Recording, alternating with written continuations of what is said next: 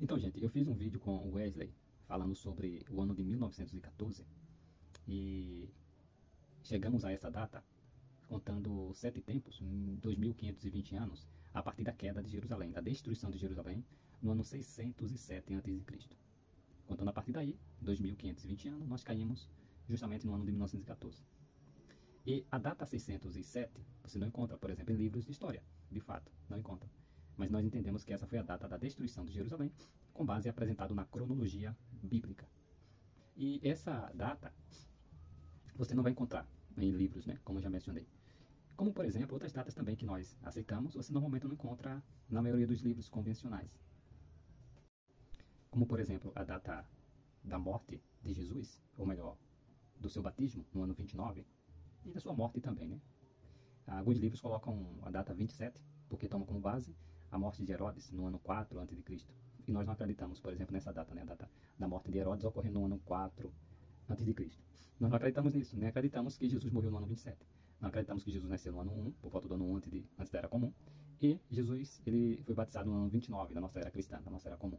E morreu no ano 33. Normalmente você não encontra isso nos livros convencionais também, tá? Um outro exemplo é a destruição, ou melhor dizendo, o êxodo.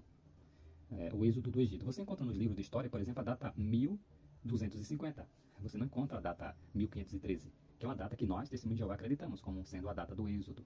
Inclusive tem um documentário muito incrível falando sobre isso, que as evidências do êxodo vão ocorrer num chamado Médio Império, o Império Egípcio, do período egípcio, né? Então você vai encontrar essa data, e não a data de 1250, que é onde você vai encontrar. Você não vai encontrar nos livros de histórias, nem enciclopédia, o êxodo ocorrendo em 1513. Não. Você vai encontrar isso nas publicações das Testemunhas de Jeová, porque nós acreditamos nessa cronologia, porque nós entendemos que essa é a cronologia da Bíblia. E interessante que aí alguém comentou que no ano 607, na verdade, deu início ao que ele acredita ser o primeiro cativeiro, 607. E que esse cativeiro teria ocorrido, então, no início do reinado de Nabucodonosor. É como essa taubinha aqui que nós vamos falar daqui a pouco. E teria ocorrido, então, no ano 607. Só que está aí uma discrepância, e ele não se apercebe disso. Ele tentou fazer a salada dele para acreditar nisso, né? Só que o detalhe, gente, Nabucodonosor, na cronologia secular, se tornou rei no ano 605 a.C. E ele disse que o primeiro cativeiro ocorreu no ano 607. Tá aí a discrepância, de 2 anos. Se Nabucodonosor se torna rei no ano 605, como é que 2 anos antes dele se tornar rei, ele poderia ter dado o início ao primeiro cativeiro? Não bate. E ele tentou, então, fazer uma correção disso, dizendo que Nabopolassar, o pai de Nabucodonosor, então teria dado início ao cerco. Gente, isso é invenção da cabeça dele. É fantasia, é fantasioso. E ele ainda pede provas para mim da destruição de Jerusalém no ano 607. E ele inventa tantas coisas da cabeça dele para tentar invalidar aquilo que nós falamos. Então tá aqui essa taupinha para você ter uma ideia, que ele fala da crônica secular, né? Os últimos dias de Nabopolassar, que é o pai de Nabucodonosor II, gente. Interessante que quando Nabopolassar ele está na sua campanha militar para tentar conquistar, então, toda a região ali, que nós conhecemos hoje como a Palestina, Nabopolassar não vai para aquela região. Ele fica ali no impasse com os egípcios. Ele fica no impasse com os egípcios e a Bíblia vai relatar esse impasse que ele tem com os egípcios. Inclusive, é nesse impasse com os egípcios, com os assírios, né, lá junto ao rio Eufrates, que o rei, Faraó Neco, acaba matando o rei Josias, o rei de Judá. Ele vai tentar ir em auxílio do rei da Síria, lá em cima, no norte, perto do rio Eufrates, possivelmente ali onde é uma passagem comum, né, onde Abraão atravessou, e ele tenta ali impedir que Nabopolassar avance em direção a essa região. Só que em 607, a briga estava lá em cima, no norte de Judá, bem no norte mesmo, lá junto ao rio Eufrates, né, e o profeta Jeremias vai relatar isso. E interessante que Nabopolassar, ele volta, essa tábua aqui, gente, vai relatar isso. Ele volta para a Babilônia. Ele não desce em relação para o sul, para o Egito. Ele não vai em relação ao Egito, porque Faraó Neco tenta isso. E no ano 605, aí sim é quando Nabopolassar, ele continua lá na Babilônia, né? E morre. Aí Nabucodonosor, que ainda não tinha vindo para o norte, volta para a Babilônia a fim de assumir o trono e se tornar rei. Aí sim, depois, com o tempo, ele toma toda a região da Palestina, desce para o Egito e toma também o Egito. Isso está relatado aqui, gente. Então, olha que interessante.